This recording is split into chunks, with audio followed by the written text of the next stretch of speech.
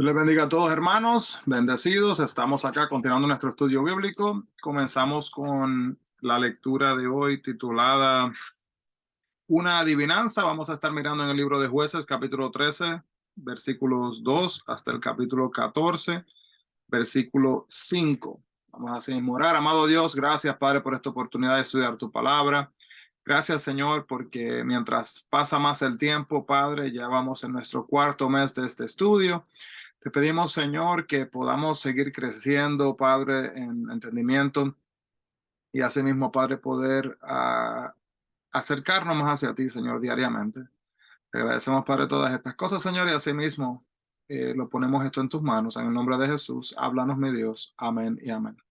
Así que, hermanos, vamos aquí a mirar rapidito que un resumen cortito de alguna información de prácticamente de la montaña rusa en la cual se la pasaba en el pueblo de Israel. Vemos el libro de Jueces, pues nos habla de altas y bajas, podríamos decir, de lo que es el pueblo de Israel en cuanto a lo que, en los momentos que se sometieron a Dios, los momentos que pecaron en contra de Dios, la obediencia y también la desobediencia. Cuando muere Josué, los israelitas se alejaron de Dios y se ponen a pelear entre sí o también pelean en contra de sus propios vecinos. Las cosas empeoran, le piden luego ayuda a Dios. Dios les envía un juez para poner orden y cuando muere el juez, el pueblo se olvida de Dios. Y luego viene otro juez y muere el juez y el pueblo se olvida de Dios. Y consecutivamente prácticamente pasa así como una montaña rusa. Israel desobedece a Dios, luego tiene consecuencias del pecado, pide ayuda a Dios, Dios lo salva. Israel desobedece a Dios y continúa consecuencias del pecado y pide ayuda a Dios y Dios lo salva y continúa de esa manera. Hermanos, y tristemente nosotros a veces somos de la misma manera también. Vamos a ver algunos datos interesantes sobre algunos de los jueces que hemos mencionado. Tenemos primero a Ehud, que se encuentra en el libro de Jueces 3, del 12 al 30. Él es un hombre zurdo de la tribu de Benjamín que apuñala al rey de Moab con un cuchillo largo escondido bajo sus ropas. Así que luego, si usted no ha leído esa parte, hermanos, léalo. Él esconde el cuchillo, ¿verdad? Y es importante el hecho de que era zurdo, porque eso tiene que ver, ¿verdad? En cuanto a la manera que él escondió y que actuó con este eh, cuchillo largo. Tenemos también en los Jueces 3:31 a Samgar. Samgar mata a 600 filisteos con una vara con punta que se usa para guiar a los bueyes. Así que no técnicamente considera un arma, pero él la usó como un arma y así mató a 600 filisteos. Débora, en Jueces capítulo 4 y 5, fue la profetisa y juez que anima a Barak a atacar el ejército cananeo. Dios envió una tormenta que inmoviliza los 900 carros de hierro del enemigo. Eh, si no conoce esta historia, pues le animamos a que vaya luego y la lea. Tenemos también en la historia de uno de los jueces llamado Gedeón, Jueces capítulo 6 hasta el capítulo 8, cuando Gedeón derrota miles de soldados del ejército madianita con solo 300 hombres. Vemos también a Jefté en Jueces capítulo 10, 6 del 12 al 7. Vamos a estar hablando, hermano, más en detalle este martes sobre estos jueces también. Le promete a Dios que si le da la victoria sobre sus enemigos, él va a sacrificar a la primera persona que salga de su casa. Pronto se da cuenta de que ese sacrificio le va a costar muy caro. Así que esa va a ser una discusión interesante. Si usted luego puede leer esa sección, nuevamente Jueces 10, capítulo 6 hasta el capítulo 12, 7. Y tenemos también otro juez llamado Sansón, capítulo 13 al 16 del libro de Jueces. Es tan fuerte que mata a 1000 filisteos con la quijada de un burro y carga en sus brazos las puertas de una ciudad hasta las montañas cercas. Y hermano, es importante recordar, como hemos hablado de la estructura, ¿verdad? De lo que es la ciudad. Imagínense el desierto plano y entonces ahí se crea entonces lo que sería como una barrera, ¿verdad? Dijimos que tiene aproximadamente como 6 pies de ancho, ¿verdad? Entonces, esa es la barrera bastante gruesa. Entonces, en una sección, obviamente, sea que pongan una entrada o pongan dos, una entrada y una salida, o que se pueda entrar por dos lados, se ponen entonces las puertas. Pues él agarró las puertas y las sacó y las cargó con sí mismo. Si no ha leído esa historia, pues luego busquen Jueces 13 al 16 Y vamos a mirar entonces en el día de hoy enfocándonos más que nada en lo que es Jueces 13, como dijimos anteriormente. Vamos a ver acá entonces, antes de entrar a hablar de Sansón, algunos datos importantes acá. Así que comenzamos con Abimelech. Abimelech, pues él en la familia, la posición de Abimelech en la familia de Gedeón, como un hijo de una concubina, debió haber originado con gran tensión, ¿verdad? Entre él y los muchos hijos de Gedeón, uno contra 70 prácticamente. Pero con tales probabilidades, una persona puede ser aplastada, o sea, ser cruel. Pero también es obvio que es también obvio entender la dirección que escogió Abimelech. La posición de Gedeón como guerrero y juez había colocado a Abimelech en un ambiente de poder. Y cuando Abimelech, cuando muere Gedeón, le dio la oportunidad a este hijo de probar el poder. Y una vez más comenzó el proceso, los resultados desastrosos fueron inevitables. Una persona sedienta de poder, hermano, no se satisface cuando lo obtiene, sino que quiere más y más y más y más. Y hemos visto esto mismo también en la historia. Puntos fuertes que podemos ver de Abimelech fue el hecho de que él fue el primero que se autodeclaró rey de Israel, calificado estratega, perdón, táctico y organizador. Debilidades, disculpen, y, y errores. Él fue ambicioso de poder y también fue una persona muy cruel, extremadamente confiado, aprovechó la posición de su padre sin imitar su carácter. También hizo matar a 69 de sus 70 medio hermanos. Miremos esto. Datos generales, vemos que toma la historia lugar en Siquem, en Aruma, en Tebes. Ocupaciones, pues él fue un rey autoproclamado, juez, perturbador político. También los familiares de él, pues fueron Gedeón y su hermano único sobreviviente fue Jotam. ¿Bien? Así que después de ser jueces 9, acá cuenta un poco la historia de la caída de él. Luego se habla también en el capítulo 10, el quinto periodo de Jefté, Ibsán, Elón y Abdón. Importante también, hermanos, votos irreflexivos. Cuando se le pide, ¿verdad?, al pueblo que tome una decisión. Lo hizo Jacob, por ejemplo, cuando el voto era escoger al Dios verdadero y regresarle una décima parte si él lo mantenía a salvo. El resultado fue que Dios protegió a Jacob y mantuvo a su promesa de seguir a Dios. Eso fue en Génesis 28:10. Vemos también a Jefté. Jefté lo mismo, ofrecerle al Señor. Este fue el voto, ofrecerle al Señor a cualquiera que saliera a recibirlo después de la batalla, perdón, y resultó que la persona que sale a recibirle después de regresar de la batalla fue su hija. Resultado, pues, perdería a su hija. Y referencia, Jueces 11, 30 y 31. También tenemos el voto de Ana. El voto de ella fue devolverle su hijo a Dios, si Dios le daba uno. Cuando Samuel nació, ella lo dedicó a Dios. Primera de Samuel 1, del 9 al 11. También vemos el voto de Saúl. El voto de Saúl fue matar a cualquiera que comiera antes de caer la noche. Jonatán, su hijo, no escuchó la orden y la quebrantó. Saúl hubiera matado a Jonatán si los soldados no hubieran intervenido. Referencia, primera de Samuel 14, 25 y 45. Tenemos también a David. David, él hace el voto de ser generoso con la familia de Jonatán. Y vemos que el resultado es que Mefiboset, hijo de Jonatán, fue tratado como noble por David.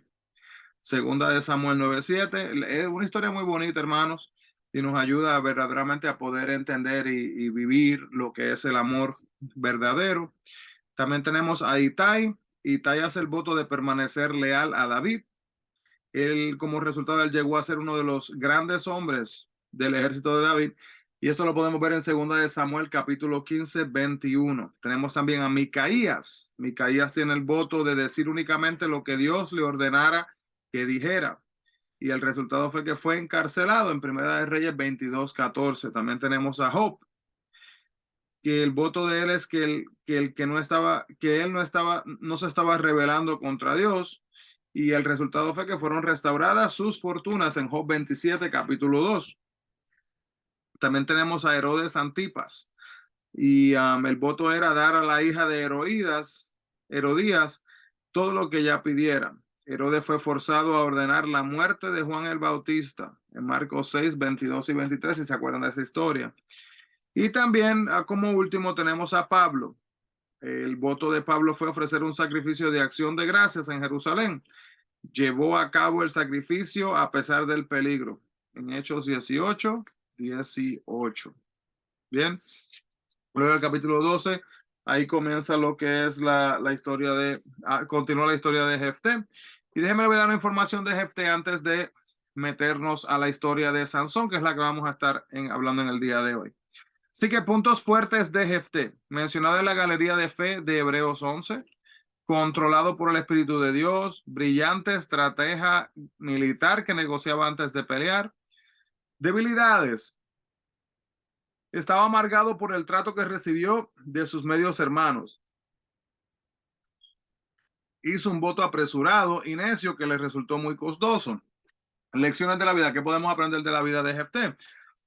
Los antecedentes de una persona no impiden que Dios obre en su vida con poder. Mire, hermano, no importa lo que usted haya pasado en su pasado, no importa cuán difícil haya sido su juventud, su niñez y hasta su madurez adulta también.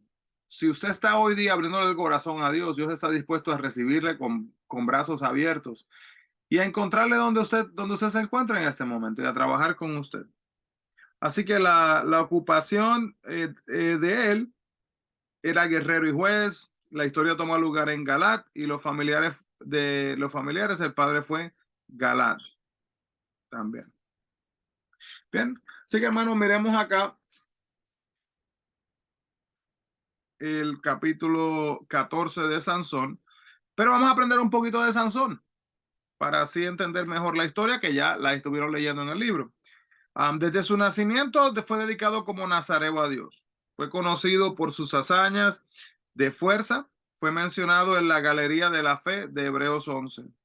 En muchas ocasiones, estas son las debilidades y errores, en muchas ocasiones violó su voto y las leyes de Dios. Él sabía que habían cosas que él no podía hacer y muchas veces iba y las hacía. La sensualidad lo controló y eso le llevó a cometer muchos errores, hermanos. ¿Y la sensualidad de dónde viene? De la carne. ¿De dónde viene el pecado? De la carne. Nos dejamos llevar de la carne. ¿Qué va a pasar con nosotros, hermanos? Vamos a terminar caminando por caminos que no son placenteros a Dios. También podemos ver que confió en la gente equivocada, utilizó también neciamente sus dones y habilidades en algunas ocasiones. ¿Qué aprendemos de la vida de Sansón?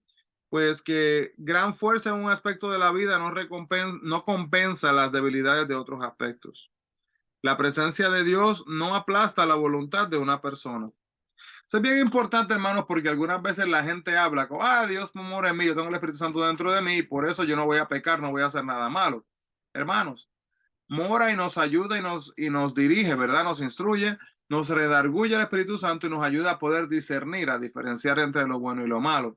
Pero mientras nosotros estamos discerniendo, hermano, nosotros también tenemos que entender y tenemos que identificar el hecho de que está en mí si yo decido hacer lo bueno o no. No le puedo echar la culpa al Espíritu Santo ni a Dios, porque es mi decisión. Y también podemos ver acá que la historia toma lugar en Sora, en Timnat, en Ascalón, Gaza, en el valle de Sorek también. La ocupación de Sansón era juez y los familiares el papá se llamaba Manoa. Contemporáneos, Dalila, Samuel, que quizás nació. Es posible que Samuel haya nacido en el momento donde también estuvo naciendo Sansón como juez, cuando él era juez en ese momento. Bien, así que ¿qué podemos ver, hermanos? Podemos ver que él tal vez creció quizás con los anhelos de esta tribu guerrera, de poder poseer territorio en esos momentos y de permanecer establecido. Recuerden que ellos en toda esta trayectoria, hermanos, habían sido personas que estaban luchando, ¿verdad? Para tomar control de su territorio, el territorio que había sido prometido por Dios. Así que las visitas a los campamentos del ejército de la tribu lo perturbaban y el Espíritu de Dios comenzó a prepararlo para su papel de juez y líder contra los filisteos. Mano, la vida de Sansón fue bien curiosa. Si usted mira a Sansón, usted se va a dar cuenta que yo siempre digo que fue una de las personas que me sorprende a mí hasta el día de hoy, cómo Sansón se expresaba hacia Dios. Pero eso me trae a mí paz en entender que Dios nos acepta tal y como somos. Entonces, quizás uno lee y uno piensa, wow, yo jamás me atrevería a decirle eso a Dios de esa manera, pero entendemos que Dios conoce el corazón, ¿verdad? Y al Dios conocer el corazón, Él sabe de dónde vienen este tipo de comentarios y cuál es el propósito y la razón. Entonces, de la misma manera que pasó en esta historia, pero hay cosas que a veces inquietan nuestros propios corazones y tenemos que entender que Dios utiliza, Él emplea varias situaciones que pasan en nuestras vidas para poder educarnos, instruirnos y para poder ayudarnos a que podamos desarrollar estrategias y técnicas y también disciplinas y principios que podamos aplicar en nuestras vidas para poder servirle de la mejor manera. Así que vemos acá que los padres de Sansón se opusieron a su casamiento con la Filistea por varias razones, incluyendo el hecho de que iba en contra de la ley de Dios, como dice Éxodo 34, 15 y 17 y Deuteronomio 7 del 1 al 4. También en el versículo 5 al 7 encontramos un duro ejemplo de lo que le pasó cuando cuando los israelitas se casaron con los paganos. Así que una razón para no hacerlo. Razón número 2. Los filisteos eran los más grandes enemigos de los israelitas. Hermano, ¿cómo se va a casar con el grupo más grande de enemigos? Con el enemigo, vamos a decir, primero, es la persona con la que estaba buscando entonces casarse Sansón. Casarse con una odiada filistea sería una desgracia prácticamente para la familia de Sansón. Pero el padre de Sansón cedió la demanda de su hijo y permitió el casamiento, aun cuando tenía el derecho de negarlo. Eso está curioso porque él no tenía que aceptar ese casamiento, pero decidió hacerlo. El espíritu de Jehová, eh, ¿verdad?